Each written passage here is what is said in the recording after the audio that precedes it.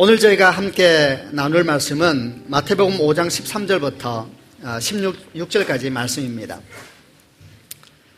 5장 13절부터 16절 말씀인데 한 절씩 읽어보도록 하겠습니다. 제가 먼저 13절 읽겠습니다. 너희는 세상의 소금이다. 만일 소금이 그 맛을 잃으면 무엇으로 짠맛을 내겠느냐? 맛을 잃으면 소금은 아무 쓸모가 없게 되어 밖에 버려져 사람들에게 밟힐 뿐이다. 등불을 돛박 안에 두지 않고 등잔대 위에 놓는다. 그래야 등불이 그 집에 있는 모든 사람에게 빛을 비추게 될 것이다. 이와 같이 너희 빛을 사람들에게 비춰라. 그래서 사람들이 너희의 선한 행동을 보고 하늘에 계신 너희 아버지께 영광을 돌리게 하여라. 아멘. 우리 한번 가슴에 손을 얹고 믿음을 고백하고 말씀을 듣도록 하겠습니다. 제가 먼저 고백하겠습니다. 하나님은 나를 사랑하십니다. 나는 그 사랑 안에 있습니다. 하나님은 오늘 나에게 말씀하실 것입니다. 그 말씀에 능력이 있습니다. 그 말씀에 생명이 있습니다. 내 마음을 하나님께 열겠습니다. 내 생각을 예수님께 집중하겠습니다. 들은 만큼 변합니다. 들은 만큼 행복해집니다. 지난 주일부터 4주에 걸쳐서 서울 드림교회 주신 하나님의 꿈에 대한 말씀을 나누고 있습니다. 그리고 그 꿈 안에 있는 변치 않아야 될 가치, 핵심적인 마음에 대한 이야기도 함께 나누고 있습니다. 지난 주일에 나눈 것은 하나님의 변하지 않는 꿈을 이야기하면서 교회에 대한 말씀을 나누었습니다. 오늘 저희가 나누려고 하는 것은 세상을 향한 거룩한 영향력의 꿈입니다. 서울 드림교회는 세상을 향한 거룩한 영향력이 되어야 합니다. 서울드림교회는 세상을 향한 거룩한 충격이 되어야 합니다. 그것이 하나님께서 교회를 처음 시작하셨을 때 저희 가운데 주신 영적 부담이고 우리에게 주신 꿈이기도 합니다. 교회가 세상에 거룩한 영향력이 되어야 한다. 교회가 세상 가운데 거룩한 충격이 되어야 한다라는 말은 사실 성경 가운데 교회의 시작을 보고 교회의 역사를 보게 되면 전혀 새로운 이야기가 아닙니다. 사도행전 2장에서 성령이 강림하셔서 교회가 시작된 이후부터 교회는 이 땅 가운데 영향이었고 충격이었습니다. 창세기 3장 이래로 모든 인류를 지배하고 있었던 거짓된 가치관, 그 가치관을 거부하는 사람들이 모이기 시작했습니다. 그들은 모여서 그 어떤 위대한 사람들도 거부할 수 없었던 욕망, 지금까지도 모든 사람들이 꿈꾸고 있는 꿈과 비전, 육신을 즐겁게 하고 눈을 즐겁게 하고 삶을 자랑하는 인생을 거부하고 그들은 오직 한 가지를 자랑하면서 하나님 앞에 다가왔던 무리들이었습니다. 그들이 자랑한 것은 십자가에 못 박힌 예수 그리스도이셨습니다. 그들은 그리스도를 자랑했을 뿐만 아니라 그들의 삶 또한 그분의 삶을 따라가기 위하여서 십자가에 못 박혀 죽으신 예수님의 삶을 따라가기 위하여서 헌신하였습니다. 그들의 삶을 한마디로 말한다면 수천 년 인류의 역사를 거슬러 올라가는 감당할 수 없는 충격 같은 모습이었고 행동이었습니다. 마치 폭포를 거슬러 올라가면서 고향을 향해서 나아가는 연애떼들처럼 그들은 세상의 문화를 거슬러 올라갔습니다. 그들은 세상의 가치관을 거슬러 올라갔습니다. 그들은 세상의 영광, 땅의 영광을 거부하고 하늘의 영광을 향하여서 하나님의 나라를 향하여 거슬러 올라갔습니다. 폭포들을 거슬러 올라가면서 고향을 향하는 연애떼들이 몸에 상처가 나고 심지어는 죽음의 위협까지 두려워하지 않는 것처럼 자기 몸의 안위를 걱정하지 아니하고 하나님의 영광을 향하여서 그리고 하나님의 약속을 향하여서 심지어는 죽음까지도 두려워하지 아니하고 그들은 나아가는 사람들이었습니다. 이런 초대교회의 모습을 설명하면서 히브리서 11장에서는 이렇게 설명을 하고 있습니다. 11장 36절부터 38절까지 말씀입니다. 제가 먼저 36절을 읽겠습니다. 어떤 이들은 조롱을 받으며 매를 맞았습니다. 어떤 이들은 묶인 채로 감옥에 끌려갔습니다. 37절 그들은 돌에 맞아 죽었고 몸이 반으로 잘리기도 하였으며 칼에 찔려 죽기도 하였습니다. 양과 염소 가족을 두르고 가난과 고난과 학대를 견뎌야 했습니다. 그들에게 세상은 아무런 가치가 없었습니다. 그들은 광야와 산과 동굴과 땅굴에서 살았습니다. 초대교회에 교회가 이 땅에 등장하였을 때 그들은 세상에 살면서도 세상보다 큰 사람들이었습니다. 그들은 세상에 살면서도 결코 세상에 통하되지 아니하고 오히려 세상을 변화시키는 사람들이었습니다. 어떤 사람들은 히브리서 11장 같은 말씀을 보면서 목사님 그건 문화적으로 다르지 않습니까? 라고 말할지 몰라도 그렇지 않습니다. 그 당시의 문화를 보더라도 교회는 이해되지 않았습니다. 세상의 눈으로 볼 때 교회는 이해되지 않아야 되는 것입니다. 그 당시의 문화와 그 당시의 가치관으로 보아도 초대교회는 이해가 되지 않고 설명되지 않았습니다. 여러분, 세상의 가치관으로 보면 교회는 설명할 수가 없는 공동체여야 되는 것입니다. 종을 재산으로 보고 물건으로 보는 시대에 주인과 종이 같은 테이블에 앉아서 같은 떡을 떼면서 형제요 자매요 이야기를 하면서 상찬을 나누었습니다. 사람의 숫자에도 넣지 않았던 여인들이 존중받기 시작하고 그 여인들의 기도 때문에 교회가 생겨지기도 하였습니다. 자기 것을 더 이상 자기 것이라 주장하지 아니하고 자기 것을 내놓아서 필요한 사람들, 가난한 사람들, 병든 사람을 위해서 내어놓기 시작하였습니다. 문화를 넘어서 역사를 넘어서 누가 이들을 이해할 수 있었겠습니까? 이들은 충격이었습니다. 성경에서는 바로 이들의 모습을 설명하면서 어쩌면 그 당시에 교회 밖에 있는 사람들이 교회를 보는 안목과 같은 모습을 설명하면서 이런 표현을 쓰고 있습니다. 이들은 새로운 피조물이라고, 새로운 창조라고. 고린도서 5장 17절 말씀, 그런즉 누구든지 그리스도 안에 있으면 새로운 피조물이라. 이전 것은 지나갔으니 보라 새 것이 되었도다. 수천 년 역사 동안에 보지 못했던 무리들, 수많은 역사 동안에 경험하지 못했던 충격들이 교회를 통하여서 이 땅 가운데 나타나기 시작했습니다. 그러므로 주의 성령께서 사도 바울을 통하여 말씀하시기를 그들이 누구인가 새로운 피조물이라 설명하고 있는 것입니다. 누구든지 그리스도 안에 있으면 새로운 피조물이라. 이전 것은 지나갔으니 보라 새 것이 되었도다. 거룩한 물결, 거룩한 충격, 거룩한 영향력, 여러분 그것이 성경에 나타나는 교회였습니다. 그 교회는 어디로 갔습니까? 오늘날 그 교회는 어디에 있습니까? 서로를 향하여서 세상을 향하여 거룩한 충격을 주었던 교회, 그 교회는 다만 성경 속에서만 존재하는 교회입니까? 주님은 그때도 살아계시고 지금도 살아계시는데, 동일한 주님께서 일하시는데 도대체 성경 가운데 말씀하신 그 교회는 왜 오늘날 불구가 되어버렸습니까? 교회 머리는 그리스도이신데 그 그리스도는 지금 어디로 가셨습니까? 서울드림교회가 처음 시작이 되었을 때에 여호소 목사님과 제가 하나님께서 누구를 우리에게 붙여주실지도 모를 때에, 교회가 어디서 시작돼야 되는가 아무런 그림이 없을 때에 저희들 가운데 있는 질문은 어디서 시작할까, 누구를 붙여줄까가 아니었습니다. 계속되는 한 가지 질문은 이것이었습니다. 왜 하나님의 영광은 땅에 떨어졌는가? 왜 교회는 능력을 잃어버렸는가? 오늘날도 여전히 주님은 살아계시는데 왜 주의 몸 된 교회는 이렇게 불구가 되어서 저른발의 모습을 보여주고 있는가? 교회 머리는 주님이신데 그 주님은 지금 어디 계시는가? 계속되는 질문이 우리 가운데 있었습니다. 여러분, 더 이상 세상은 교회의 충격을 받지 않습니다. 오히려 세상은 말하고 있습니다. 교회가 좀 제발 가만히 있어 달라고. 세상 사는 것도 힘든데 왜 이렇게 교회까지 힘들게 하냐고. 교회는 부끄러운 상황을 맞이하고 있습니다. 그리고 이런 고민 속에서 서울드림교회가 시작이 됐습니다.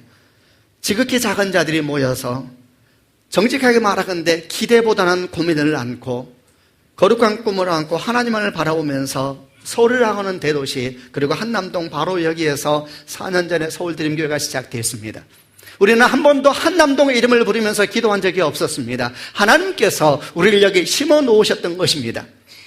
모세를 저 멀리 광야에 심으셔서 하나님의 사람으로 준비케 하신 것처럼 우리는 한 번도 이름을 불러보지 않았던 이 한남동 땅에 주께 저를 심어 놓으셔서 서울드림교회라 이름하시고 4년 동안 여기까지 걸어오게 하신 것입니다. 우리가 택한 자리도 아니고 우리가 택한 건물도 아니고 그냥 우리에게 주어진 건물입니다. 한남동에서 교회를 시작하게 되었을 때에 우리를 보면서 안타까워하시던 한 권사님이 저희 아내에게 전화를 했다고 합니다. 사모님, 교회를 시작하셨다는데 어디에서 하셨어요? 예, 권사님, 한남동입니다. 전화기에서 이런 소리가 들려왔답니다. 아이고, 많이 가깝네요. 여호소 목사와 저는 온누리교회에 있었습니다. 아내는 아무 말도 하지 못했습니다. 장사하는데도 상도덕이 있는 법인데 교회 나와 개척하면서 바로 그 옆에 또 다른 교회를 개척하는 것 같은 그런 사람이 된 것 같은 묘한 느낌.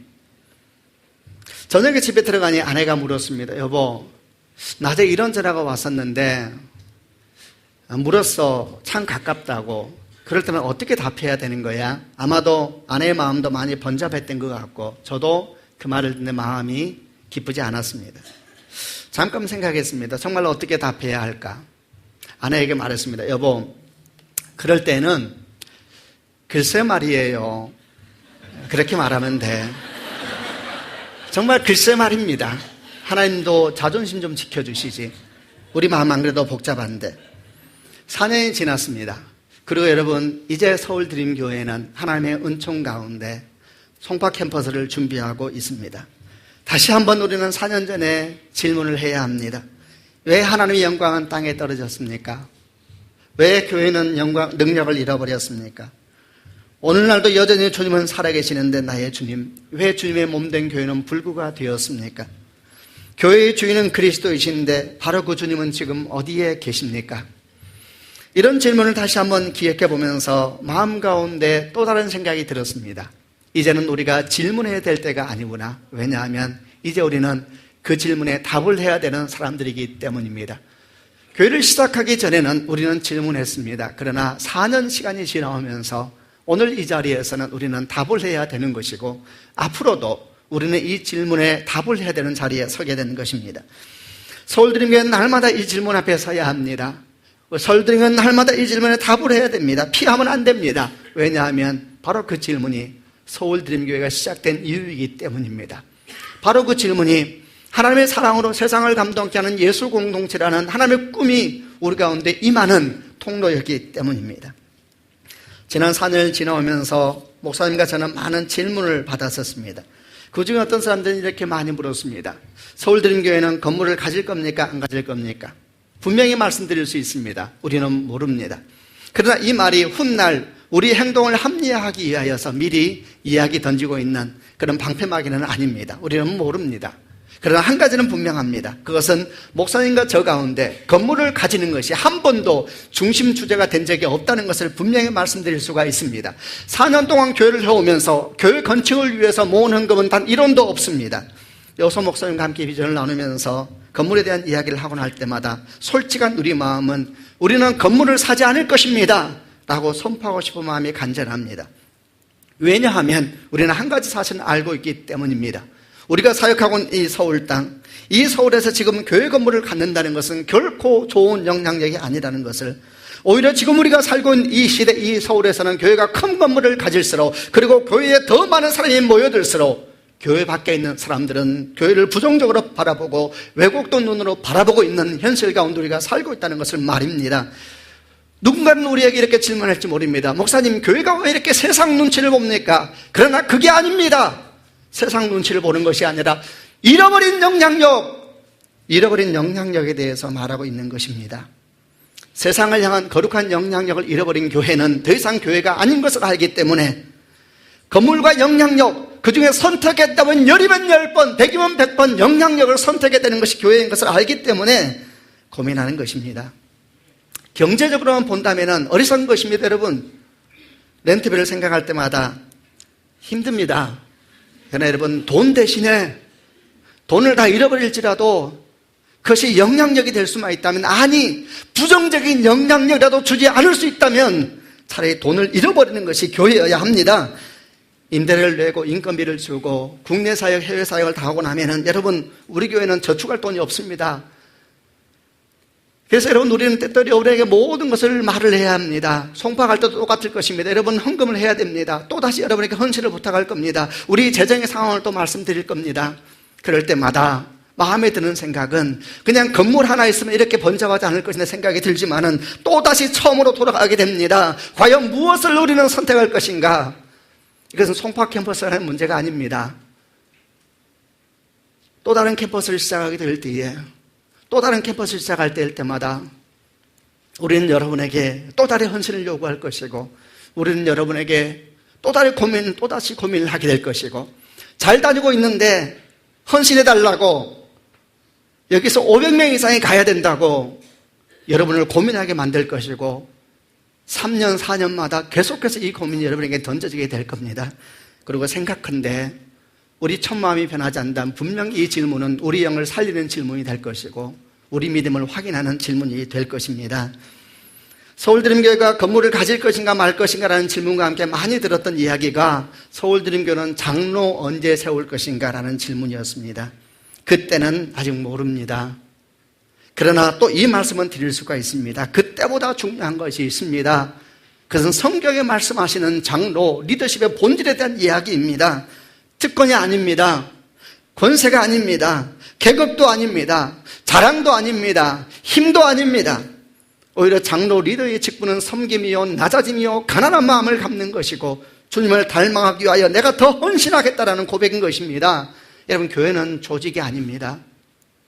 교회가 조직이 되는 순간 교회의 영향력은 급속히 줄어들게 되어 있습니다. 교회가 조직이 된다는 의미는 무슨 말인가? 교회의 직분이 계급이 된다는 말입니다. 교회가 조직이 된다는 말은 무슨 말인가? 교회의 직분이 자랑거리가 되고 교회의 직분이 힘이 되고 그 직분이 모이는 공동체가 파워가 되는 것, 그게 조직이 되는 것입니다. 직분이 계급이 되고 직분이 자랑이 되고 직분이 힘이 되면 그때부터 나오는 말이 있습니다. 교회가 목사 것이니 장로 것이니 하는 말이 나오는 것입니다. 여러분, 목사가 교회가 아닙니다. 장로가 교회가 아닙니다. 교회는 믿는 이들의 공동체입니다. 그들 중에서 어떤 사람은 목사로 부름을 받은 것이고 어떤 사람은 장로로 섬기는 것이고 어떤 사람은 집사로 섬기면서 하나님의 공동체인 교회를 이루어가고 있는 것입니다. 그것은 힘도 아니고 권력도 아닌 겁니다. 누가 장로가 될까? 이런 관심, 이런 이야기, 이게 많은 교회는 건강한 교회가 아닙니다. 누가 장로가 될까? 이런 것이 이슈가 되는 교회는 건강한 교회가 아닙니다. 어떻게 하면 주님 닮은 사람이 될 수 있을까? 어떻게 하면 주의 마음을 기쁘게 해드릴 수 있을까? 어떻게 하면 잃어버린 영향력을 회복할 수 있을까? 하나님, 우리 어떻게 해야 되는 거예요? 질문하는 사람이 많은 성도들, 고민하는 사람이 많은 성도들, 그런 교회가 건강한 교회입니다. 서울드림교회는 어떤 교회가 되어야 될까? 누가 장로가 될까? 그 관심 아무쪼록 작아지는 교회가 되기를 바랍니다. 어떻게 하면 주님 좀 더 닮을 수 있을까요? 어떻게 하면 잃어버린 영향력 회복할 수 있을까요? 주님 어디 계세요? 고민하고 질문하고 아파하는 교회가 되어야 합니다. 세상을 향한 거룩한 영향력을 잃어버린 직분, 분명히 말하건대 그 직분은 갖지 않는 것이 나은 것입니다. 또 교회가 시작되면서 사람들이 많이 물었습니다. 김용서 목사와 신도현 목사는 언제까지 함께 갈까? 마치 사람들은 내기를 하는 것처럼 저희를 지켜보는 것 같습니다. 얼마 전에 한 교회 가서 집회를 하고 연세 많으신 목사님께 인사를 드렸습니다. 서울드림교회를 소개하면서 우리 교회는 공동목회를 하고 있습니다. 담임 목사가 2명입니다. 인사를 드렸더니 저를 보시면서 목사님이 첫 마디가 이랬습니다. 아, 그러세요? 쉽지 않을걸요? 저는 목사님에게 말씀드렸습니다. 잘하겠습니다. 지켜봐 주십시오. 만약 우리 공동목회가 우리의 꿈이라면 어찌 사람의 꿈을 사람이 자신할 수가 있겠습니까? 그러나 우리 공동목회가 하나님의 꿈이라면, 하나님의 마음이라면 문제는 달라지는 것입니다. 여호서 목사가 저희 마음에 있는 믿음의 고백은 우리 공동목회가 하나님이 주시는 영광의 사명이라는 것입니다. 사명은 선택하는 것이 아닙니다. 사명은 내가 좋고 나쁘고로 택하는 것이 아닙니다. 사명은 그보다 더 크고 높고 넓은 것입니다. 우리들 마음 가운데는 이런 꿈이 있습니다. 모든 사람이 안 된다라고 말하는 공동목회, 그 공동목회 우리가 겸손한 마음으로 가난한 마음으로 마지막까지 마무리하게 된다면 교회 안에 있는 사람들은 말할 것이다. 하나님께서 하신 것이라고. 교회 바깥에 있는 사람들은 말할 것이다. 예수 믿는 사람들도 싸우지 않고 끝까지 가네. 그것으로 충분합니다. 여호서 목사님과 저는 그 고백을 우리의 모든 사역을 마무리하고 은퇴할 때에 주님께 제단에 제물로 드릴 것입니다. 우리 평생에 함께하신 주님을 찬양하면서 우리가 서울드림교회를 통하여서 목사로서 섬기면서 세상을 향하여 보여줄 수 있는 거룩한 영향력의 모습 중에 하나입니다. 이를 위해서 우리는 매 순간 우리 고집을 내려놓을 것입니다. 우리 생각이 서로 다를 때 멈출 것입니다. 다윗과 요나단처럼 서로 사랑하고 서로 존중하고 내 형제요, 내 가족처럼 함께 나아가게 될 것입니다.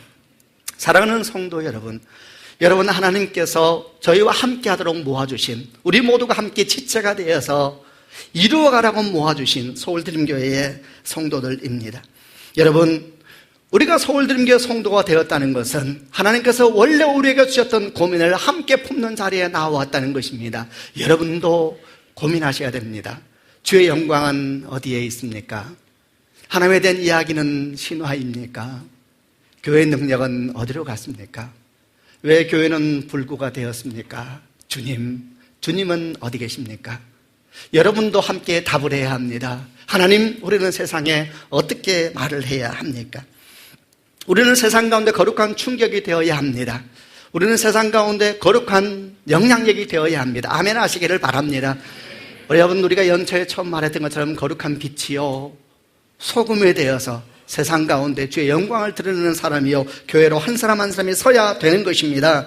이런 마음, 이런 꿈을 위하여서 오늘 마태복음 5장에서는 소금과 빛에 대한 말씀을 쭉 적혀 있는데 그 말씀 묵상하면서 아주 중요한 몇 가지 교훈만 기억해 보려고 합니다. 첫 번째, 우리가 거룩한 영향력, 잃어버린 거룩한 영향력을 회복하기 위해서 기억할 것은 거룩한 영향력의 시작은 내가 아니라 예수님이다라는 것을 기억하는 것입니다. 오늘 마태복음 5장 13절 14절 이렇게 말씀이 나와 있습니다. 너희는 세상의 소금이다. 만일 소금이 그 맛을 잃으면 무엇으로 짠맛을 내겠느냐? 맛을 잃은 소금은 아무 쓸모가 없게 되어 밖에 버려져 사람들에게 밟힐 뿐이다. 너희는 세상의 빛이다. 산 위에 있는 도시는 숨겨질 수 없다. 너희는 세상의 소금이다. 너희는 세상의 빛이다. 기억하시길 바랍니다. 주님께서 이렇게 말씀하지 않았습니다. 열심히 살아봐. 어쩌면 네가 소금이 될지도 몰라. 조금만 더 노력해봐봐. 네가 빛이 될 수 있어. 지금은 약간 어두운데 조금만 더 해봐봐. 마늘을 열심히 먹었더니 곰이 사람이 되었다는 신화처럼 조금만 더 노력해봐봐. 어쩌면 네가 빛이 될지도 몰라. 성경에는 그런 말이 없습니다. 너무나 단호하고 놀랍고 충격적이게도 너희는 빛이다 이렇게 선포합니다. 너희는 소금이다 그렇게 선포합니다. 여러분, 깜짝 놀라야 하는 것입니다. 근데 여러분, 이 말을 결코 이해하면 안 됩니다. 거룩한 영향의 시작은 내가 아닙니다. 이 말이 무엇을 의미하는지 정확하게 알아야 되는 것입니다. 너희는 세상의 빛이다. 너희는 세상의 소금이다. 이 존재에 대한 말씀, 이 정체성에 대한 말씀, 이 말씀이 무슨 말씀인가에 대해서 다시 한번 귀를 기울여야 되는 것입니다. 요한복음 1장 8절부터 12절은 이 말씀을 이렇게 설명하고 있습니다. 제가 먼저 요한복음 1장 8절 말씀을 읽겠습니다. 요한 자신은 그 빛이 아니었으나 사람들에게 그 빛에 대하여 증언하기 위해 온 것입니다. 9절,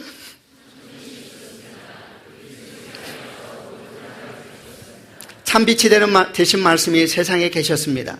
세상은 그분을 통하여 지음을 받았는데도 그분을 알지 못하였습니다. 그분은 자기 땅에 오셨으나 그의 백성들은 그분을 영접하지 않았습니다. 12절은 같이 읽겠습니다. 그러나 누구든지 그분을 영접하는 사람들, 그분의 이름을 믿는 사람들에게는 하나님의 자녀가 되는 자격을 주셨습니다. 요한은 그 빛이 아니었다 이렇게 말하고 있습니다. 참 빛이 계셨다. 그 빛이 와서 사람들을 비추었다. 그런데 사람들은 빛을 알지 못하였다. 그러나 영접하는 자, 곧 그 이름을 믿는 자들에게는 하나님의 자녀가 되는 권세를 주셨으니, 그 유명한 요한복음 1장 12절 말씀, 이 말씀이 바로 빛 대신, 참된 빛 대신 예수 그리스도 이어서 나오는 말씀입니다. 여러분, 우리는 빛이 아니었습니다. 우리는 어둠이었습니다. 우리 안에는 거대한 어둠이 있었습니다. 끝을 알 수 없는 우물이 있었습니다. 거기에서 괴물이 한 번씩 올라왔었습니다. 시기, 질투, 살인, 분노, 더러움. 도대체 내 안에 어디에서 이런 것이 숨어 있었던가? 당신 안에는 어둠의 끝에서. 그러나 우리가 예수님을 영접하게 되었습니다. 영접하는 자, 곧 그 이름을 믿는 자들에게는 하나님의 자녀가 되는 권세를 주셨으니, 그리고 성경은 말씀하시기를 우리가 예수를 영접하는 순간 예수께서 우리 안에 들어오셨다 그랬습니다. 할렐루야. 우리는 빛이 아니었습니다. 그런데 빛이 우리 안에 들어왔습니다. 참된 빛이 우리와 연결된 것입니다. 우리가 참된 생명과 연결된 것입니다. 말하자면 마치 전기 콘센트에 플러그가 꽂혀진 것 같은 것입니다. 전기 콘센트에 플러그가 꽂혀지자 전열기구가 빛을 내기 시작합니다. 전열기구가 따스한 영향력을 발휘하기 시작합니다. 전열기구가 공동체를 밝히기 시작합니다. 콘센트에 꽂히는 순간 영접하는 자, 곡기름을 믿는 자들에게는 하나님의 자녀가 되는 권세를 주셨으니 예수에게 연결되는 순간 주님이 우리 존재를 선포하기 시작합니다. 너는 빛이다 이제부터. 아멘. 너는 소금이다. 내 안에 계신 예수 그리스도가 빛이십니다. 여러분, 이 이름 몹시 중요한 가르침을 우리에게 줍니다. 우리가 만약에 잃어버린 세상의 영향력을 회복하기 원한다면 먼저 우리가 무엇을 할 것인가 묵상하는 게 아닙니다. 내가 돈을 얼마나 써야 되는 거야? 그런 소리를 하면 안 됩니다.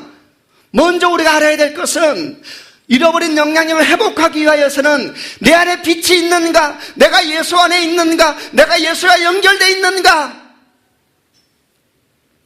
질문해야 되는 것입니다. 우리는 많이 들어보았던 얘기가 있습니다. 사역보다 중요한 것은 주님과의 관계이다. 헌신보다 중요한 것은 주님과의 관계입니다, 여러분. 순종보다 중요한 건 주님과의 친밀한 관계이다.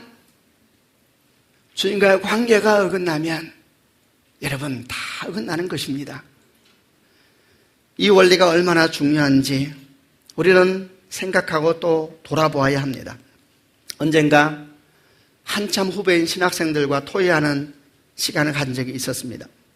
이제 20대 중반 되는 친구들, 장차 한국교회 목사가 될 신학생들을 모아놓고 질문하고 제가 답하는 시간을 가진 적이 있었습니다. 그때 질문의 내용은 여러 가지 질문들이 있었습니다. 여러 가지 토의 안건들이 있었습니다. 그런데 모든 학생들은 거의 한 가지 안건에 집중돼서 질문을 했습니다. 그것은 큰 교회와 작은 교회를 어떻게 볼 것인가 라는 주제였습니다. 젊은 신학생들, 장차 한국교회를 이끌어갈 신학생들은 거의 다 동일하게 말을 했습니다. 한국교회의 큰 교회를 비판했습니다. 공격을 했습니다. 맞는 말도 있었습니다. 그런데 제가 그들보다 선배가 되어서 한국교회 한가운데서 고민하고 있는 목사로서 그들의 질문을 받으면서 내 마음 가운데 알 수 없는 분노가 일어나는 것을 느꼈습니다. 그들의 모든 질문과 얘기가 끝나고 난 다음에 저는 말했습니다. 왜 그렇게 분노합니까? 왜 그렇게 큰 교회에 대해서 분노합니까? 왜 그렇게 시기합니까? 정직히 보시길 바랍니다. 부러워서 그런 것이지요. 부러워서 그런 것입니다. 큰 차 타고 다니고 좋은 집에 살고 우리 목사님 말이 부러워서 그런 겁니다. 왜 큰 교회 목사들 그렇게 부러워합니까? 그들은 세상에서 누릴 거 다 누리고 있어서 하나님께 가면 받을 것도 없는데 뭘 그렇게 부러워합니까, 여러분? 그 친구들에게 말을 했습니다. 뭐가 그렇게 부럽습니까? 시기심과 질투, 부러움을 마치 정의처럼 말하는 친구들, 뭐가 그렇게 부럽습니까? 목사들만 그러겠습니까? 신학생들만 그러겠습니까? 큰 교회 장로가 되려고 합니다. 큰 교회 집사가 되려고 합니다. 누군가에게 소개하면서 예, 저는 모모교회 장로입니다. 아이고 그러세요? 아이고 그 교회 장로는 아무나 못 된다는데 대단한 분들이라면서요. 머지않아 주께서 오십니다. 우리는 두려워해야 합니다. 얼마나 많은 사람들이 주변에서 이런 말들을 들어보았습니까? 사랑하는 성도 여러분, 역사적으로 주님과의 관계가 핵심이 되지 않았던 사람들, 주님과의 관계의 중요성에 대해서 깨닫지 못했던 교회는 항상 크기가 중요했습니다. 그들의 주제는 교회 크기였고 그들의 관심은 성도들의 숫자였습니다. 하나님과의 관계가 신앙의 핵심이라는 걸 알지 못했던 사람들은 항상 교회 나온 사람들이 세상에서 어떤 일을 하는가에 대해서 물어보았습니다. 성도 여러분,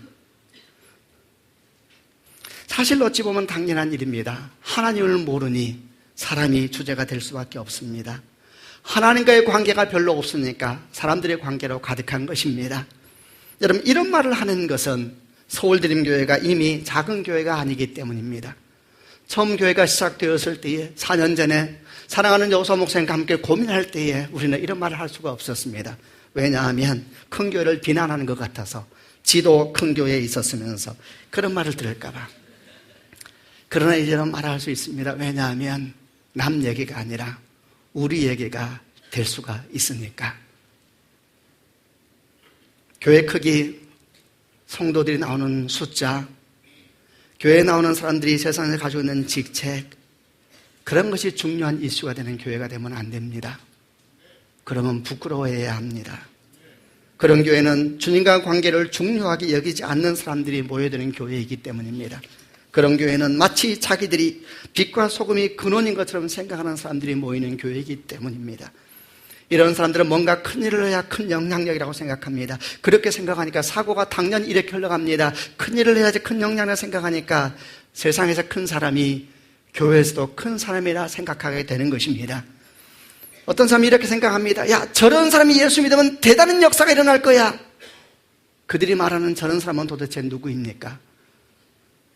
많은 재산을 가진 사람이 예수를 믿으면 거룩한 영향력이 됩니까? 세상에서 많은 명성을 가진 사람이 예수 믿으면 거룩한 영향력이 됩니까? 정말 그렇게 생각합니까? 주님께서 어떤 사람에게 세상의 변화를 맡기셨습니까? 주님께서 어떤 사람에게 이 땅의 교회를 맡기셨습니까? 성경은 담대하게 말하고 있습니다. 낮은 자를 택하여 높은 자를 부끄럽게 하시고 가난한 자를 택하여 있는 자를 부끄럽게 하셨도다. 중요한 것은 그런 것이 아닙니다. 중요한 것은 무엇을 가지고 있느냐, 어떤 집안 사람이냐, 세상에서 어떤 일을 하고 있느냐가 중요한 것이 아닙니다. 중요한 것은 뭔가 내 안에 빛이 있음을 아는 사람들입니다. 내 안에 빛이 있음을 아는가, 그가 가난한 사람이든 부유한 사람이든 높은 사람이든 낮은 사람이든 중요한 것은 뭔가 내 안에 빛이 있음을 아는가, 내 안에 빛이 있음을 아는가. 내가 해야 될 일은 내가 위대한 빛을 만드는 것이 아니라 내 안에 있는 빛, 그 빛이 일할 때 막지 않는 것뿐이다. 내가 해야 될 일은 내 안에 있는 빛, 그 빛이 펼쳐나가기 시작할 때 내가 장벽이 되지 않는 것뿐이다.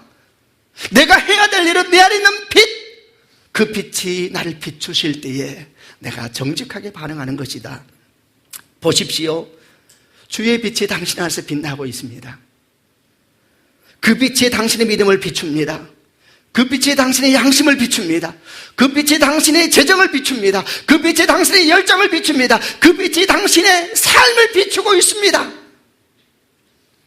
정직히 말하건대 분명히 보일 것입니다. 무엇을 해야 될지 보일 것입니다. 어떻게 반응해야 될지 보일 것입니다. 문제는 몰라서 못하는 게 아닙니다. 아는데 안 하는 겁니다. 우리의 영적 전쟁은 아주 많은 경우에 무지함이 아니라 자아입니다. 거룩한 영향력 시작은 우리들이 아닙니다. 아멘 하시기를 바랍니다. 내 안에 계신 예수 그리스도, 예수를 믿으십니까? 요한복음 1장 12절 말씀은 담대하게 선포합니다. 영접하는 자, 곧 그 이름을 믿는 자들에게는 하나님의 자녀가 되는 권세를 주셨다. 바로 그 말씀은 참된 빛에 대한 선포와 함께 나옵니다. 빛이 우리 가운데 왔습니다. 아멘. 누가 잃어버린 영향력을 회복시킬 것인가? 빛이 왔음을 아는 사람. 그가 높은 자든 낮은 자든 아무런 관계가 없습니다. 또한 거룩한 영향력에서 우리가 알아야 될 것이 무엇인가? 그것은 거룩한 영향력은 제한하지 않고 차별하지 않는다는 겁니다. 소금과 빛은 제한하지 않습니다. 조건을 달지 않습니다. 소금은 뿌려진 곳에서 녹는 것입니다. 빛은 열린 곳이면 어디든지 비추는 법입니다. 소금은 소금 자신이 어디에 뿌려질지를 결정하지 않습니다. 주인이 뿌리는 곳에 그는 뿌려지며 그리고 그곳에서 녹는 것입니다. 빛은 열린 곳이라면 어디든지 비추는 것입니다. 그것이 화려한 저택이든 가난한 구석방이든 빛은 따지지 않습니다. 그런데 그렇지 않은 빛과 소금이 있다는 것입니다. 짠맛을 잃어버린 소금, 빛을 내지 못하는 등불. 질문합니다. 정말 그런 소금이 있나요? 빛을 내지 못하는 등불이 있나요? 예, 성경은 있다고 말합니다. 첫째, 녹지 않는 소금과 같은 성도입니다. 녹지 않는 소금과 같은 사람. 녹지 않는 소금과 같은 사람은 자기 고집과 자기 주장으로 가득 찬 사람입니다. 녹지 않는 소금은 영향력을 주지 않습니다. 불편함을 줄 뿐입니다. 주님께 걸림돌이 되고 교회도 걸림돌이 될 수가 있다는 사실을 놀랍게도 우리는 알아야 합니다. 또 어떤 사람입니까? 자기들끼리만 뭉쳐있는 소금과 같은 사람들입니다. 이스라엘 가보면은 사해가 있고 갈릴리가 있습니다. 사해, 죽은 바다. 왜 죽은 바다가 되었을까? 받아들이기만 하고 내놓지 않으니까 사해가 된 겁니다. 사해는 여러분 갈릴리보다 훨씬 더 큽니다. 여러분 사해는 크기를 자랑합니다. 그 안에 많은 물을 담고 있어서 큰 용량을 자랑합니다. 그러나 거기에는 어떤 생명도 살지 않습니다. 크기를 자랑할지라도 많은 물을 담고 있다 말할지라도 거기에는 생명이 없습니다. 그것만이 다가 아닙니다. 생명을 계속 밀어냅니다. 생명을 가진 사람들은 거기에 가진 존재들은 거기에 들어가 죽든지 아니면은 거절당하게 되어 있습니다. 자기끼리 모여있는 소금은 이렇게 위험한 것입니다. 우리 교회 최고다라고 말하는 사람들이 있습니다. 자기가 속한 교회에 대해서 자랑스러운 마음을 갖는 것은 아주 좋은 일입니다. 그러나 성도 여러분, 기억하셔야 합니다. 이 땅에 최고인 교회는 없습니다. 예수께서 머리 되신 교회만 있을 뿐입니다. 자기 교회의 복음만이 100% 복음이다, 100% 이단입니다. 그러나 그런 이단은 아니면서 건강하지 않는 교회는 많이 있습니다. 자기들이 최고라고 말합니다. 자기 목사님이 최고라고 말하는 성도들이 많은 교회입니다. 그들은 도대체 무슨 설교를 듣고 있는 걸까요? 그들이 말하고 싶은 얘기는 도대체 뭘까요? 서울드림교회를 생각해 보았습니다. 서울드림교회는 하나님의 은혜가 참 많습니다. 찬양이 너무 아름답습니다. 저는 찬양을 들을 때마다 참 찬양이 아름답다. 다친 마음을 열어주고 묶인 마음을 풀어줍니다. 찬양이 그런 것이죠. 이렇게 아름다운 찬양을 들으면서 찬양이 참 아름답다. 내가 주님을 더 주목해야 되리라. 이런 마음이 얼마나 좋은 것입니까? 그런데 우리는 이 생각에서 멈추지 않습니다. 찬송가만 부르는 교회는 너무 올드해. 도대체 예배가 은혜가 없어. 감사의 제목이 정죄의 제목으로 바뀌는 순간입니다. 옳지 않은 일입니다. 성경에 그런 말이 어디 있습니까? 자기 생각에 사로잡혀 있고 자기만 좋다 그러면 안 됩니다. 얼마나 많은 사람들이 주의 이름으로 걸어가고 있습니까? 얼마나 많은 교회가 주 앞에 바르게 서려고 구석에서 울고 있습니까? 우리 교회도 그 중에 하나인 것입니다. 결혼하기 전에 저희 아내와 저는 교회를 다녔는데 저희 아내는 성령파 교회를 다니고 저는 말씀파 교회를 다녔습니다. 만날 때마다 싸움이 생겼습니다. 말씀과 성령이 싸웠습니다. 여러분 질문할게요. 말씀과 성령의 싸움은 누가 이길까요? 저는 말씀, 우리 안에는 성령, 누가 이길까요? 제가 이겼습니다. 여러분 말씀이 이긴 것이 아니라 제가 성격이 더 안 좋아서 목소리도 더 커서 더 잘 삐지니까 제가 이긴 것입니다. 어떻게 말씀과 성령이 싸웁니까? 말씀을 사랑하는 자들은 성령의 존귀함을 알아야 합니다. 성령의 인도함이 없이 어떻게 말씀이 풀어집니까? 성령을 사모하는 자들은 말씀을 굳게 잡아야 합니다. 말씀을 굳게 잡지 않은 자기 주관주의에 빠지게 되어 있습니다. 신부주의에 빠지게 되어 있습니다. 여러분 어떻게 두 바퀴가 없이 굴러갈 수가 있습니까? 서로 존중하고 서로 격려하고 당신 때문에 우리가 이렇게 행복합니다. 말해야 되는 것입니다. 자기끼리만 뭉쳐있는 소금이 죽은 바다를 만들듯이 자기끼리만 모여있는 교회는 죽은 교회가 되는 것입니다. 결코 그래서는 안 될 것입니다. 또 어떤 소금이 맛을 내지 못하는 소금입니까? 먼지와 불순물이 가득 섞여 있는 소금입니다. 세상의 가치관, 세상의 원리, 세상의 방법을 그대로 교육에 가지고 들어와서 주장하는 사람들이 있습니다. 그러면 안 됩니다. 그것은 먼지와 불순물을 섞는 것과 같은 것입니다. 그 소금은 소금만 베리는 것이 아니라 그 소금이 뿌려진 공동체를 베리는 것입니다. 다 버려야 되는 것입니다. 사랑하는 성도 여러분, 우리는 어떻게 해야 합니까? 우리 가운데 주님을 향한 거룩한 고민이 있기에, 아픔이 있기에 하는 질문입니다. 우리는 어떻게 해야 합니까? 기억하시길 바랍니다. 우리 안에 빛이 있습니다. 아멘.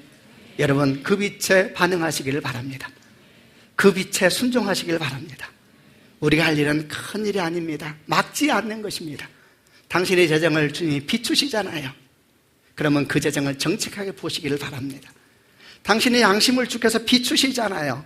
그러면 양심을 정직하게 보시길 바랍니다. 그리고 거기에 순종하면 됩니다. 내 것이 아니라 원래 주님 것이요, 머지않아 주께서 오십니다.